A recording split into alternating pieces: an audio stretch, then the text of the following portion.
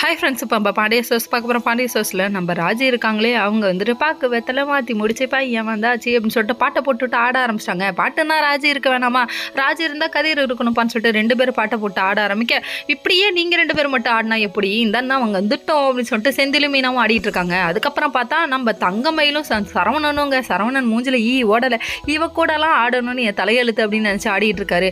கடைசியில் பார்த்தா நம்ம சுகன்யாவுக்கு ஃபோன் மேலே ஃபோன் வருது, குமார் தம்பி. அதுக்கப்புறம் என்னடான்னு ஃபோன் பண்ணி கேட்க, நீங்கள் அரசிக்கிட்ட ஒரே ஒரு வார்த்தை கொண்டு போய் கொடுங்க, நான் பார்த்துக்கிறேன், ஸ்கெட்சு போட்டேன் அப்படின்றாங்க. ஆக மொத்தத்தில் அடுத்தவன் குடிய கிடைக்க அப்படி அலையிறீங்களேடா அப்படிங்கிற மாதிரி ஆயிடுச்சு. என்ன பண்ணுறது, சொந்தங்கிறதே கண்டிப்பாக வந்துட்டு நம்ம நல்லா இருக்கக்கூடாதுன்னு நினைக்கிறேன், என்ன தானே உங்களுக்கு அப்படிங்கிற மாதிரி ஆயிடுச்சு. அதுக்கப்புறம் பார்த்தா இவங்க தனியாக இருக்கும் போது போயிட்டு பேசிகிட்டு இருக்காங்களாமா.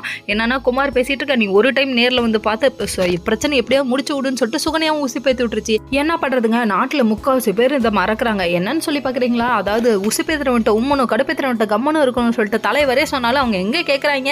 கடைசியில் ஆக மொத்தத்தில் மறந்து போயிடுறாங்க. மறந்து போனால் நம்ம அரசியை வெளியே கூப்பிட்டு வராங்க. உடனே கோமதி அம்மா வழி மாதிரி சர்ச்சி, உன்னை ஏமா சோகமாக இருக்க, ஏன் கண் கலங்குற, ஒன்றும் இல்லைம்மா, பெய் அறிஞ்ச மாதிரியே ரொம்ப நாளாக சுற்றிட்டு இருக்கேன், இதுக்கப்புறம் உன்னை எப்படா கல்யாண கோலத்தில் பார்க்க போகிறேன்னு தெரியலங்க, கூப்பிட்டு போய் குமார் தாலி கட்டி கூப்பிட்டு வர போகிறான், அப்போ பார்த்துக்கோங்க அப்படிங்கிற மாதிரி இருக்குது.